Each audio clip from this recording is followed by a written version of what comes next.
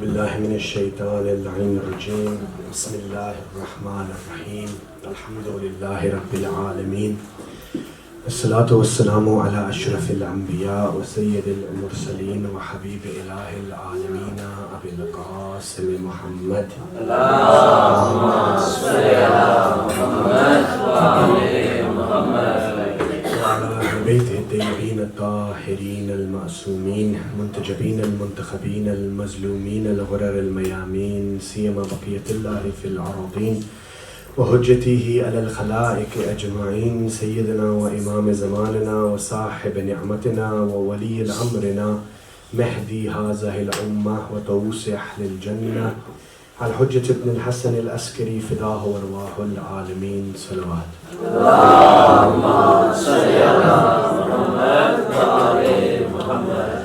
Inshallah, continuing on from where we left off yesterday, I'd like to speak about the journey of the Ahlulbayt, now commencing from Karbala on the day of Arba'een, and then inshallah moving towards them arriving into Medina, what they did when they arrived into Medina, what key role did Sayyidah Zainab and Imam Sajjad play in making sure that the sacrifice of Abu Abdullah did not go in vain. As we know that Bani Umayyah tried their best to try and remove this from the pages of history. They tried to say that it wasn't a big act or it wasn't a big deal. And sadly, even today, we get a lot of people who respond in the exact same way. So for example, being the followers of the madhab of Shia school of thought, you will get a lot of people coming up to you and saying things or saying statements like, it's been so long since Karbala. It's been 14 centuries since this massacre took place. Why do you still cry? And for example, even within Islam, it has been narrated that you mourn for the death of an individual for 3 days, and after 3 days you continue to resume on with your daily activities and life. However, when it comes to Imam al-Hussein, we have examples from the remainder of the Imams, the 9 Imams that came after him. So for example, it was the first of Muharram, and our Imam was sitting down, Imam al-Radha, in his house, not on a chair, not on a bed, but sitting on the floor. Now, one of his people, or let's say one of his servants that would live in his house, would approach the Imam and notice that the Imam would be sitting on the floor crying out loud. And he would say to him, Yabna Rasulullah, why are you crying like this? I haven't seen you in this state before. So the Imam would say to him, oh my companion, today is the first of Muharram, and my grandfather Abu Abdullah al-Hussein in the next 9 days went through certain trials and certain tribulations, and on the 10th day, meaning 9 days from today, an incident occurred which we know as the Battle of Karbala. Now, his companion replied back in the way that most people would reply back in that situation. He would say, it's been over 200-300 years since this incident took place. Why are you still crying about this in such a way as if it is happening right now? So the Imam said to him, may Allah have mercy on you. You're right in asking your question, but in order to educate you, I will say that we will continue to mourn Abu Abdullah this way, so that people do not forget the day of Ashura the way they have forgotten the event of Ghadir Khum. Ghadir was an incident that we know, which is in history. It's been narrated in both schools of thought, mainly the Sunnis and the Shias, where the Prophet of Islam would raise the hand of his brother and cousin Amirul Mu'mineen and say, after me, he is your successor. Yet you'll notice that a lot of people throughout history, immediately starting from the day after Ghadir, they began to distort this incident. Some say it didn't even happen. Those that say that it did happen, because at the end of the day it's in your book, so you can't deny the event. So you will have some that say it didn't happen. Then you'll have some come forward and say, no. What the Prophet meant was different than what these Shias say. So the word Mawla, for example, when you translate that word from Arabic into English, it can be translated into 21 different words. So obviously they're going to now play the game on the translation and say, no, you see, Mawla also means friend, which it does. Even though it does mean leader, guardian, protector, imam, khalifa, it also means friend. Therefore, the Prophet was merely just saying that, whoever is my friend, Ali's your friend. Why? Because a lot of people disputed on Amirul Mu'mineen, so the Prophet wanted to just console him and make this statement. So we say back to that, is that the Prophet would not stop over 100,000 companions in the scorching heats of Arabia. Wait for those that were behind to join, and those that gone ahead, he would tell Salman to bring them back. Then ascend a pulpit and give a sermon for 3 hours, merely just to say that Ali is my friend. We know that Amirul Mu'mineen was the friend and the brother of the Prophet anyway. So they tried to distort Ghadir, and today you'll see a lot of people that when Eid al-Ghadir comes, they will object, and they will say, no, this isn't what happened, etc., etc.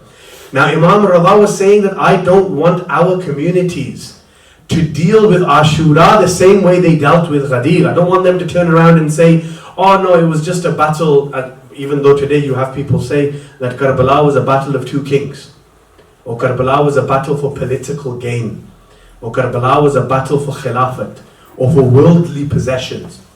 So the Imam didn't want people, especially the Muslims, to make Ghadir the same as the day of Ashura and bring less importance to that day, or just to try and distort the day and say, well, they didn't really hit them that bad, or it was just a quick death, or it was a painful death.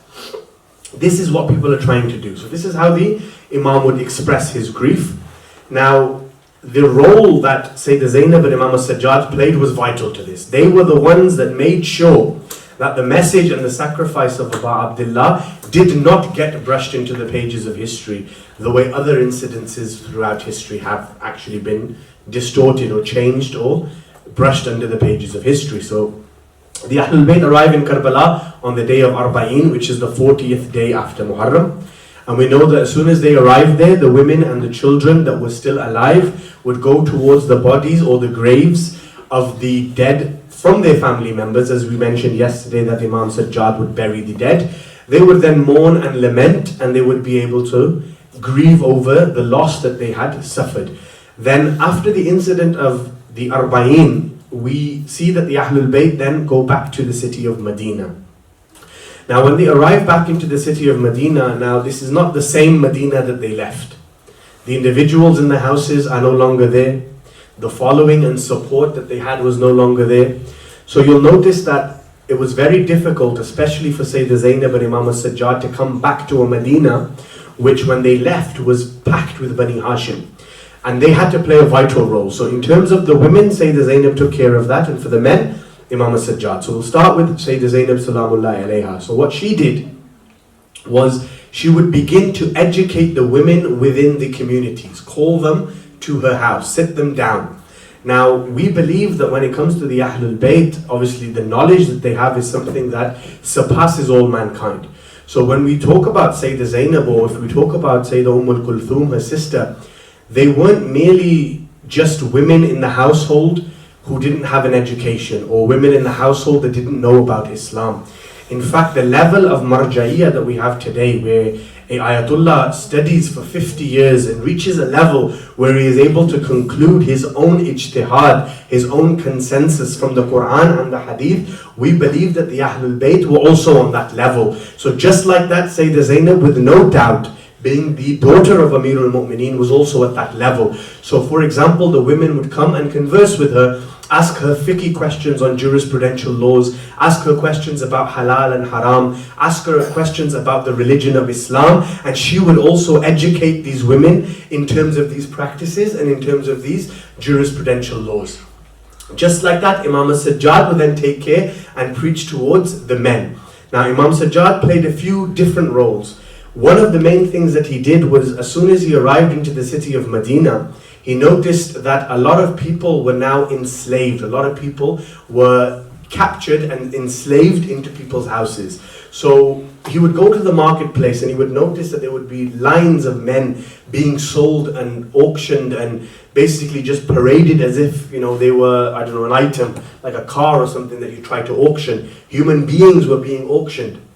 So the Imam, the first thing that he did was he bought, some narrations state of 50 to 60 slaves. However, whatever the number is, he bought a lot of slaves, brought them into his house, educated them, and then freed them and asked them to migrate to the different parts around the world so that they were able to preach the message of Islam, or the true Islam, to the people or the inhabitants of those countries and those cities. As we know, Islam at that time spread very vastly over this globe. It went as low down as Abyssinia and Africa, it went as high as Asia and China, and it went all the way to South America, as well as towards Russia and Europe, and more further towards Australia. And we have many narrations where when the Imam would educate these slaves and he would free them and ask them to go preach, that they would spread all over the world. Now, China has been mentioned in a hadith from the Prophet in which he states that acquire knowledge even if you have to travel as far as China.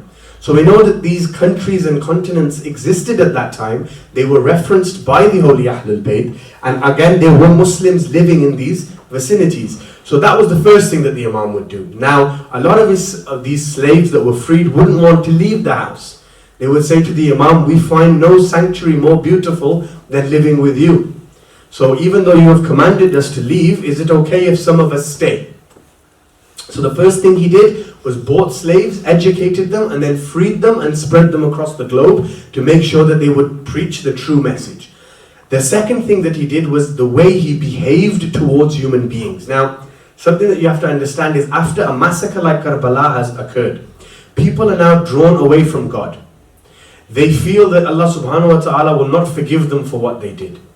In the events of Karbala, you'll notice that Abu Abdullah would say to a lot of people in the battle, why have you come out to kill me? Other than the fact that they would say that, Bughz li-abik, the enmity towards your father, they would also turn around and cry as they were killing him.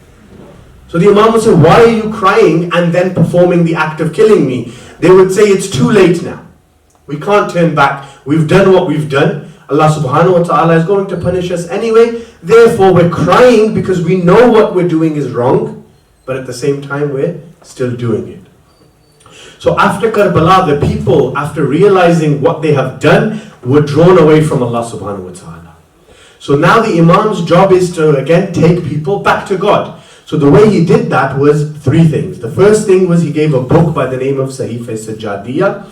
Then he gave a book called Risalatul Haqooq. Then the third thing was he showed them through his actions how to behave as moral Muslims. Because our sixth Imam has a narration in which he states, do not show people that you are a Muslim through your words, but show them that you are a Muslim through your actions.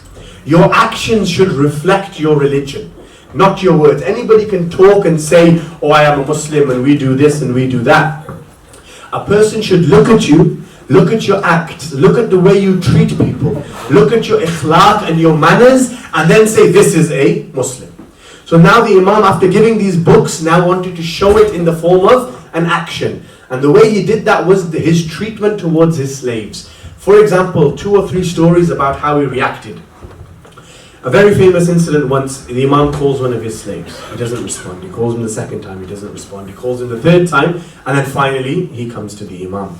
So the Imam asks him, he says, is everything okay? Did you not hear me? I called you 3 times. He would respond back by saying, no, I heard you the first time.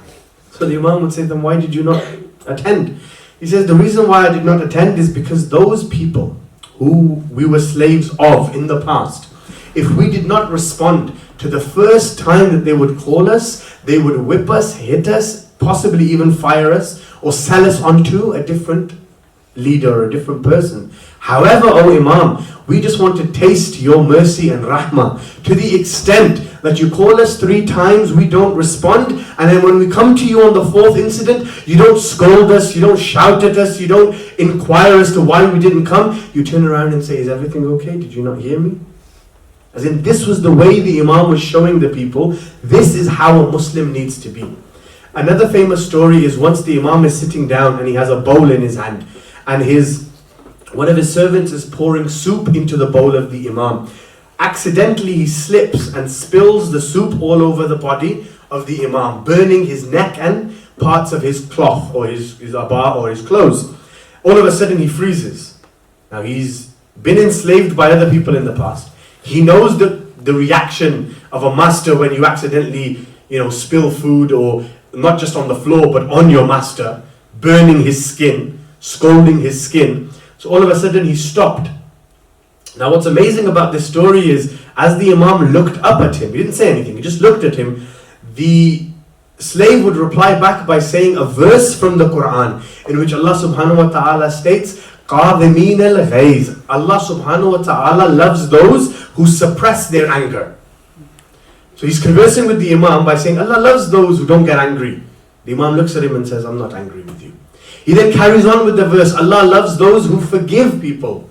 The Imam looks at him and says, I've forgiven you. He then carries on with the third part of the verse which says, Allah loves those who free people in the way of Allah subhanahu wa ta'ala. So the Imam looks at him, smiles and says, you are free to go. Now what's amazing about this story is not the Imam's reaction towards his slave. It's more that the slave in the house of the Imam is speaking Quran with the Imam. Bibi Fizza, who was the maid and servant of Sayyidah Zahra salamullahi alayha.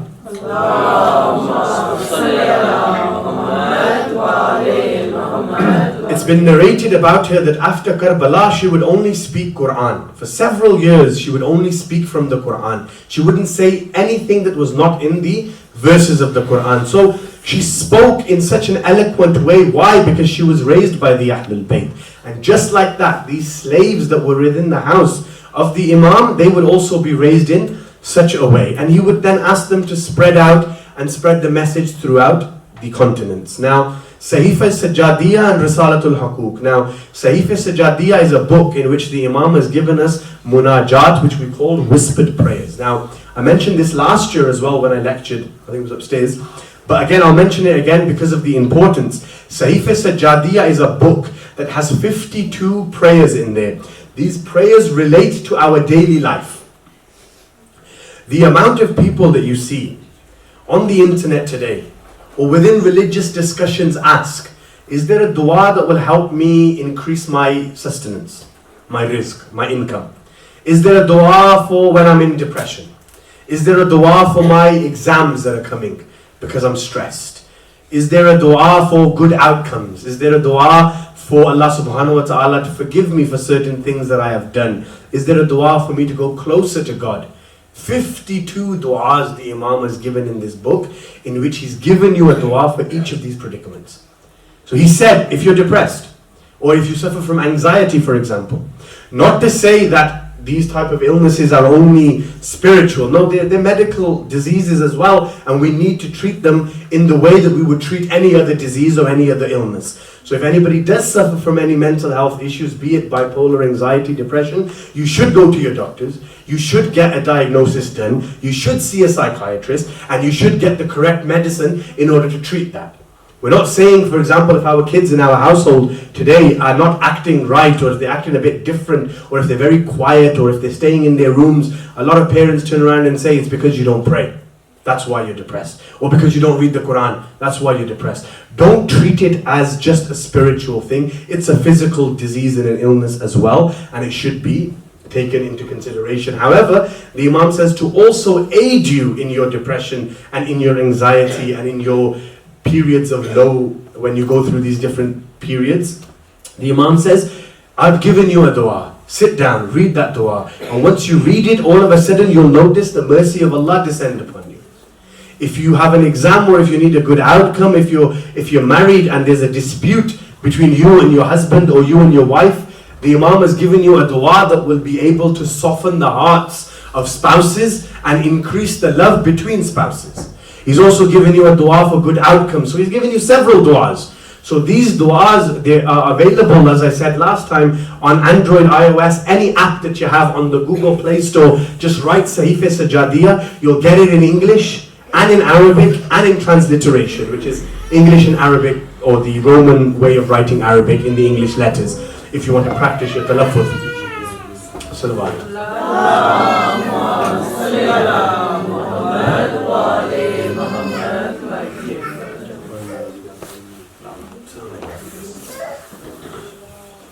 Find them online, they're available within the app stores, and they're in English as well. And read them, and you'll be able to see how any situation that you're in, struggling, grieving, in any type of predicament, the Imam's given you a dua. So recite that dua. Risalatul Haqooq, the reason why the Imam gave us Risalatul Haqooq was because he says a lot of the Muslims at that time did not know the rights of a father, or the rights of your mother, or the rights of your companion, or the rights of your family members. So he's given Risalatul Haqooq, the treatise of rights, in which he's mentioned the rights that your parents have on you or that your family members have upon each other. Then he's spoken about your body parts, your eyes. What rights do your eyes have? Because at the end of the day, these eyes that you have, they're not yours. On the Day of Judgment, Allah subhanahu wa ta'ala, a very scary narration that we have, is that on the Day of Judgment, when you are called in front of God and you are being held accountable for the deeds that you committed or the acts that you committed, your tongue will stop, it will cease, it won't be able to function. Why? Because the tongue lies. So your tongue will stop. Your eyes and hands and your feet, your lips, your nose, your ears, these ligaments and body parts will begin to speak. So just imagine in front of the entire world, in front of Allah subhanahu wa ta'ala. Allah subhanahu wa ta'ala says, did you do the right of your eyes? The haqooq of your eyes that you had, did you obey them? By that he means, did you see things that you weren't able to see or weren't supposed to see? Did you hear things that you weren't supposed to hear? Did you say things that you weren't supposed to say? Did you use your hands to usurp someone's right that you weren't supposed to? Did you use these feet to walk towards a wrong path that you weren't supposed to? So it's a scary thought. So the Imam gives you the rights of your body parts, how you should honor that. Again, this is available online as well. Just speaking about the rights of your body parts, I want to mention a story of a mujtahid, marja taqlid of his time by the name of Muqaddas Ardabili, who is buried. When you go to visit Amirul Mu'mineen, you'll notice there's two pillars and then an entrance. In the right pillar is Allah Mahilli, who's buried in that pillar. On the left one is Muqaddas Ardabili. Now, this Muqaddas Ardabili is a person, just to mention a small incident about his life, which will help us reflect about the rights of your body parts. The story begins with his father. His father's going on a journey from one destination to another. He's very tired and there's a lake that's next to him. As he's walking past this lake, he notices that there is an apple in this lake. Now he's hungry, he's tired, he's got a long journey ahead. It's hot at that time within the Middle East. So what he does is he extends his hands over and grabs the apple and then eats it. Once he consumes the apple, all of a sudden he thinks to himself, wait, this wasn't my apple. I don't know who owns it. Did I even have a right to consume this apple? If it is a haram apple that I have eaten, it will then go into my bloodstream. If it goes into my bloodstream, when I have kids, this will then affect my kids. This is the extent that Muqaddas Ardabili's dad was thinking about. So logically, the best thing to do is follow that stream back until you see an orchard or a tree. So he sees a tree bent over the water. So evidently understands this is where it fell from. Next to that orchard, or those orchard of trees, was a house. So he knocks on the door, a man answers. He says to him, look, I've eaten an apple that fell from your orchard. Now that I've consumed that apple, I feel like I did not have permission from you, since it is your property. Therefore, I ask you, will you please be able to allow me, or it's a past tense now because he's already eaten it, but could you please allow me the permission for what I have consumed? That is not haram that what I have eaten. He replies back by saying, it's a bit of a difficult situation. He says, this orchard is half mine, half my brother's. So I can forgive you for half the apple, the other half you're going to have to go speak to my brother. He says, okay, where's your brother? He mentions that he lives in a city far away from this city. It would take several days for him to get there. He says, okay, fine, I will travel that distance. Why? Because I want to make sure that the consumption that I have just taken is not haram. So he goes to the brother's house, knocks on the door, explains the situation, and says to him, look, here's the predicament. He says, I got no problem with that. I can forgive you for the half of the apple, but I also have a condition. He says, okay, what's that? He says, I have a daughter. Nobody's marrying this woman. He says, why? He says, because she's blind, she's deaf, she can't talk, and she's also disabled in the sense that she can't walk. Therefore, whenever I try to propose a marriage with somebody, they reject it. Is it possible that you could marry my daughter? So he thinks, all this for an apple? Okay. Inshallah, if that is what it takes to forgive, then of course, no problem. So they say that when he got married and he obviously entered the room in which his wife was sitting, he noticed that she was perfectly fine in terms of sight. perfectly fine in terms of hearing, talking. She was standing up, sitting down. She was able to walk perfectly fine. And she was very beautiful. So he says to her, your father told me that you couldn't see or talk or hear or walk. He says, what my father meant by that was these eyes have never seen anything that they're not supposed to see. These ears have never heard anything. These lips or this tongue has never uttered anything that it's not supposed to say or utter. And these feet have never walked towards a path that Allah subhanahu wa ta'ala would not allow me to walk upon. Therefore, whenever my father proposes my rishta or my marriage proposal by saying that I am blind and I am deaf and I am disabled and I can't walk, all of a sudden the man immediately says, no, I don't want to marry her. Why? Because she's disabled. So for that reason, my father said that I don't care how long it takes, this is the way I'm going to approach the men for the suitable candidate for my daughter. And if somebody accepts to marry somebody, even though they have all these disabilities, then he deserves my daughter. That's how the father viewed it. When these two individuals got married, they then had a son called Muqaddas Ardabili. So as you can imagine how pious and how great Muqaddas would be if his mum and dad were at this level and at this personality. During his time, he was the marja' taqleed, the a'lam, most knowledgeable person in the city of Najaf. One day they say that Muqaddas was standing at the entrance of Imam Ali's haram, and a visitor, a zair of Imam Ali came, and he had some clothes in a bag. So he came up to Muqaddas not knowing who Muqaddas is, and he says to him, look, I've got a bag of clothes. Do you know anybody that can wash these clothes? So Muqaddas says to him, yeah, I can wash these clothes for you, not a problem. He says, okay, cool, here's the bag, it's got all my clothes in there. Shall I meet you here tomorrow at the same time? He says, yes, that's fine. So the guy goes, carries on with his ziyarah, he comes back the next day at the same time. Muqaddas is standing there with the bag, all ironed, folded, starched, however you want to say, clean. He says to him, how much for your services? He says, I'm not going to charge you for the services on the basis that obviously you are a Zayd of Amirul Mu'mineen. So don't worry about it. Consider our case, done. He says, okay, thank you. Later on that evening, he comes to the haram of Amirul Mu'mineen to recite the Maghrib and Isha prayers. As soon as he enters into the haram, he notices up to 500-600 Maulanas sitting down and a man sitting on the pulpit teaching them Bahth Kharij. Bahth Kharij is the last level of Islamic education just before you become a mujtahid. Only a mujtahid can teach you this syllabus. So he notices that this syllabus is being taught. So all of a sudden he knows that this person is knowledgeable. But then when he looks up and looks at the personality, he freezes for a second and says, that was the same man that washed my clothes today? So he asks one of the Talib al-Ilm, he says, that man there, who is he? He says, his name is Muqaddas Ardabili. He is the marja' taqleed, the most knowledgeable person in the whole of Najaf. Nobody can even touch him in terms of knowledge. He says, I think he washed my clothes. He says, I don't think so. I think you might have made a mistake. He goes, no, I'm being serious. He washed my clothes. So he says, okay, let's ask him.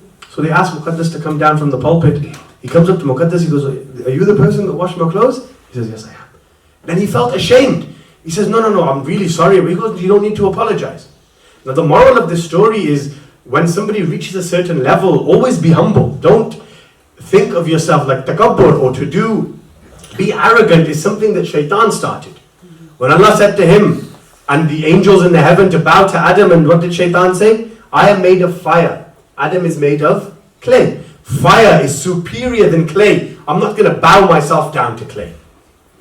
Just like that, when we have people who become famous, for example, or when they are respected well within the communities, all of a sudden arrogance and takabbur comes in. Look at the example of Muqaddas. Just finally on Muqaddas, because this is a very important story.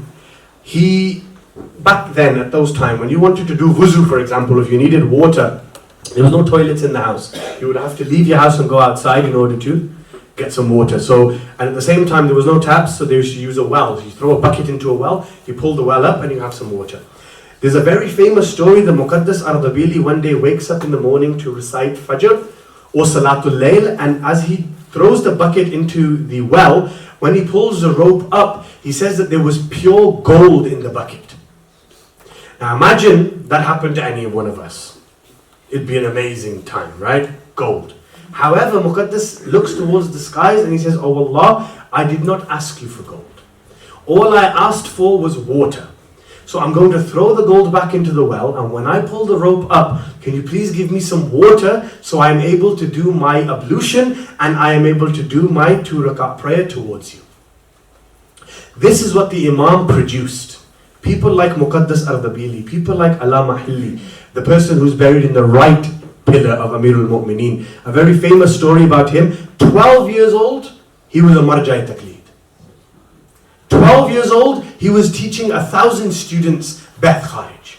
However, in Islam, until you reach the age of 15, you're not allowed to become a marja, you're not allowed to have the laws of Islam become wajib upon you because you're still in infancy. So until a boy reaches the age of 15, the laws of Islam don't apply to him. A funny story about Allama Hilli is that what he used to do was, if he did anything that his father didn't like, or his father would call him to punish him, we all know how we get punished. So his father would call him, Hilli, come here. As he was standing in front of his dad, there's 4 verses in the Quran that the moment you hear them, you have to go into sajda straight away. You have no choice. He's 12, he doesn't have to go into sajda. So he looks at his father and says, before you say what you're about to say, he would recite the verse. His dad would then fall into sajda, he would run upstairs. When he would come back down, maybe later on in the afternoon, his dad would say, come here, I still need to talk to you. He says, oh, okay, but before you do, he would recite the next verse. His dad would fall into sajda, he would then run outside. But at 12 years old, reaching that level, these people were produced because of Sayyidah Zainab and Imam al-Sajjad, if they didn't do what they did after Karbala. So they spread the message. However, now, whilst they were spreading this message, it came to a stage where Yazid was then informed that there is a man, as you know, Ali ibn al-Hussein, who is in Medina. He's telling the people what you did was wrong. He's educating them on the deen of Rasulullah, and I fear, the governor of Medina is writing to Yazid, I fear that there was going to be a revolution or a revolt or a rebellion against your Khilafat. Therefore, I suggest what you do is you send your army to Medina and you capture these individuals again, you enslave them again, and you put them into prison again. Because if you don't, then these people are going to turn against you.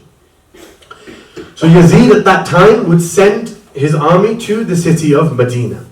But just before we mention this, when the Imam arrives back into the city, yes, he cried blood for 40 years, no doubt. We accept that. But don't say that's all that he did. He didn't just cry blood, he educated the people, as we mentioned, he wrote books, he taught slaves and freed them to spread the message, he did all this. However, he used to spend a lot of time in his house. He didn't used to go out a lot or socialize with people a lot, because at the end of the day, when you've witnessed Karbala, it's something that's not very easy for you to become joyous or easy for you to sit in mehfils and gatherings. Now, the son of Amir al-Mu'mineen by the name of Muhammad ibn Hanafiya, he would then say to his uncle Muhammad, look, I'm going to stay in the house. I'm the Imam of the time. However, I want you to be the face, or I want you to be my representative. And the way you do that is you spread the message to the people that I tell you to. If someone comes and asks you a question, if you don't know the answer, ask me. I'll give you the answer. You can then go and give that answer to those people. He was writing letters to Mukhtar al-Thaqafi, telling him how he was going to kill all those people that opposed Imam al-Hussein in Karbala. So there was a confusion amongst the people. Who is the next Imam? Is it Ali ibn al-Hussein al-Sajjad, or is it Muhammad ibn Hanafiya? The reason why they objected was because Muhammad ibn Hanafiya was at the forefront of everything. He was always in the gatherings, he was always giving lectures in the mosque, he was always guiding people, he was always answering questions. And at the same time, a lot of people thought, hold on, the Khilafat went from Ali to Hassan. Then it did not continue in the children of Imam Hassan. From Imam al-Hassan it went to Imam Hussein. So maybe Khilafat is going to stay in the sons of Ali. Because evidently, if you think about it, Amir al-Mu'mineen, Imam Hassan, then it should be Imam Hassan's son. But it didn't, it stayed in the lineage of the sons of Ali. So they had a bit of an opposition. Muhammad ibn Hanafiya himself didn't say that he was the Khalifa or the Imam. However, this dispute arose. So the people came to Muhammad ibn Hanafiya and said, look, we want you and we want your nephew to come out into the Kaaba, the city of Makkah, and we want you to tell us or clear this misconfusion, because a lot of people are now, they don't understand what's going on. So the Imam comes to the holy city of Makkah. He sits in front of the house of God. He then says to his uncle Muhammad, he says, why don't you speak to Hajar al-Aswad, the black stone in the Kaaba? Speak to it. Ask the stone who is the Imam. Because obviously I'm going to say it's me, you're going to say it's me, as in the Imam, but these people need some sort of miracle in order to silence this issue once and for all. So Muhammad ibn Hanafiya converses with the black stone and no response comes. Then the Imam stands up, looks towards the Hajar al-Aswad and asks the black stone in the house of God, who is the Imam of the time? At that moment they say the stone began to reply back to the Imam by saying, you, Ali, Ibn al-Husayn ibn Ali, are the Imam of the time.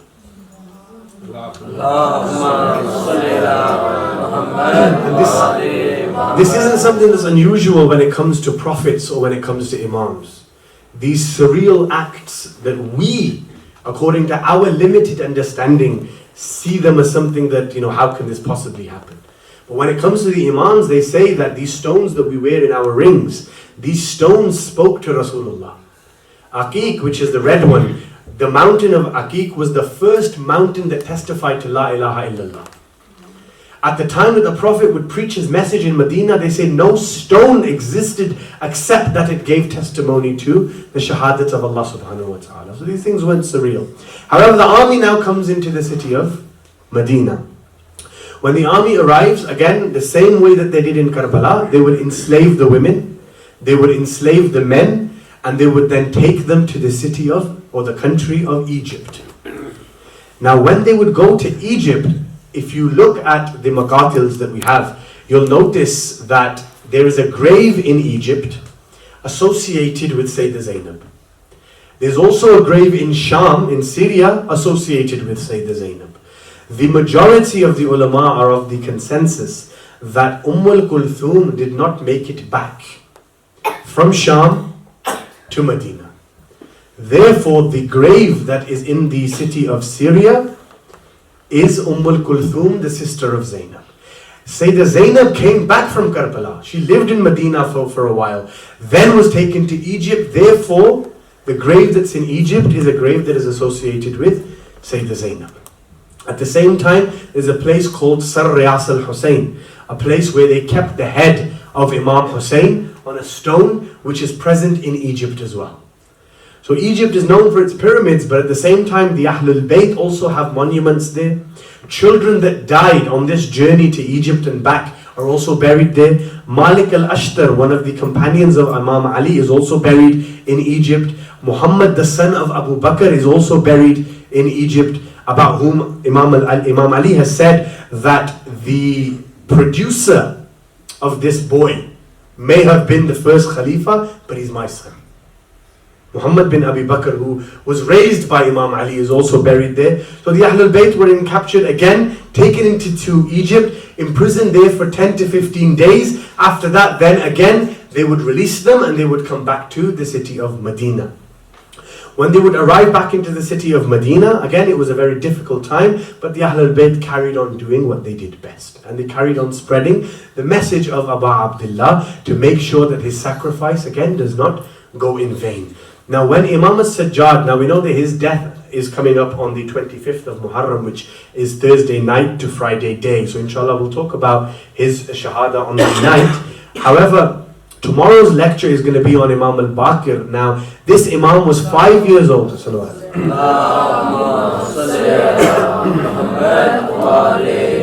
Imam was at the age of 5 in Karbala.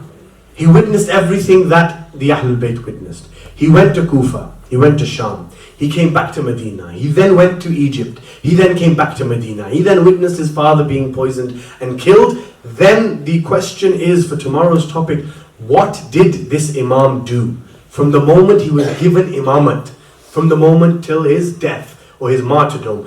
What did he do to make sure, again, that the efforts of my father and uncle and aunties does not go in vain as well? So tomorrow we'll discuss this Imam. We'll talk about how he began the education system, how he began teaching secular education as well as spiritual and religious education. And we'll also link into what he did to make sure that then his son, Imam as-Sadiq would then have a university where you would have over 3,000 graduates that would study under this Imam and then spread the message across the globe. To the extent that even today, we have all these topics like chemistry, physics, biology, algebra. All this originated from Imam as-Sadiq. All this was taught from the Imam directly towards his 3,000 graduates. And then these graduates would then go and teach everybody, to the extent that even today, 1,440 years later in school, we're studying the same topics as the Imam has already taught. So inshallah tomorrow we'll talk about this Imam. Today I'd like to talk about the musibah of Baneen, inshallah, because we're talking about the Ahlulbayt coming back. We're talking about the Ahlulbayt arriving into Medina. When the Ahlulbayt arrived into Medina, it was very difficult for Baneen. Baneen, at the day when Abu Abdullah was leaving, she would look towards her son Abbas and her other 3 sons as well, 4 children that she had. She would look at 4 of those children and say, the purpose of you going is to protect Imam al-Hussein, and as long as you are alive, make sure nothing happens to Zainab, Kulthum, to Ruqayya, to any of the Ahlul Bayt. She raised her children in such a way that she would say to them, they are your masters, you are their slaves. Never call them brother, never put yourself on the same level of them. If they are sitting on a chair, then you are sitting on the floor. If they are sitting on the floor, then you are standing up in respect towards these holy personalities. When she got married and came to the house of Imam Ali, the first thing that she did before she even entered the house, she stopped at the door. She turned towards Imam Ali. She says, I have a request. A new bride has just come into her husband's house, has a request. What's that request? The Imam asks. She says, her name was Fatima. Baneen's name was Fatima. But she would say, don't call me Fatima. The Imam would say, why not? That's your name. She says, no. The mother of Hassan and Hussein and Zainab and Kulthum was by the name of Fatima. And I understand that whenever you call me by saying Fatima, these children are going to remember their mother. And I don't want to be the cause for you or for the children to cry or grieve or enter into sorrow because of a name. Therefore, don't call me by my name. So the Imam would then say, what would you like me to call you? She says, give me a kunniya, give me anything you want, give me any type of nickname or anything that you want. So the Imam would say, Baneen, the mother of sons. That was her title. When the Ahlul Bayt arrived back into the city of Medina, the Imam, before entering into the city, would turn towards a person by the name of Bishr. Bishr was a poet. His father was also a poet. So the Imam would say, oh Bishr, do you also compose or do you also write poetry the way your father did? He says, yes, I do. The Imam says, then can you please go into the city of Medina and can you please tell everybody what happened to my father Hussein alayhi salam, and could you please compose it in poetry? So Bishr says, no problem. So reading from the Maqatils and the books that have been narrated, that Bishr would enter into the city of Medina and he would begin crying out loud at the grave of Rasulullah by saying, Ya Ahl Yathrib ala muqam lakum biha kutil al-Husayn fi Karbala. O people of Yathrib, leave your houses and get out, for Hussein has been killed in Karbala. At that moment they say that an old woman would approach Bishr holding a baby. She would say, Ya Bishr, I hear that you have news of Hussein. Has Hussein returned back? Bishr would ask, who is this lady? They would tell him, this is Baneen, the wife of Amir al-Mu'mineen and the mother of Abul Fadl al-Abbas.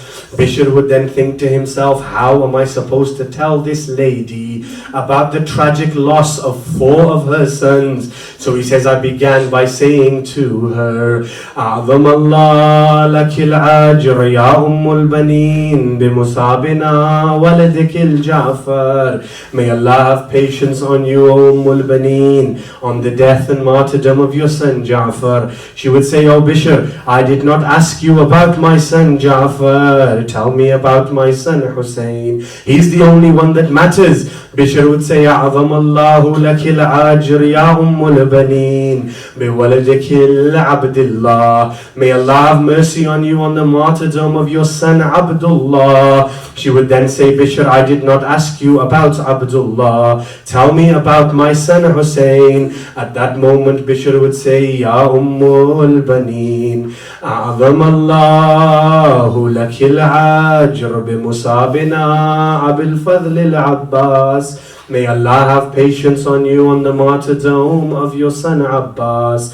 At that moment they say that Baneen would put her hands on her heart and the baby would fall from her hands onto the ground. She would say to him, Ya Bishr, you have cut my heart into pieces, but may all of my children be sacrificed for Hussein. Is he still alive? Did Abbas protect Hussein? At that moment he would say, Ya Baneen, أعظم الله لك العاجر بمصابنا سيد الشهداء. May Allah have mercy on you over the death of your son, the master of martyrs. She would then say, what happened to him? Bishr, talk to me.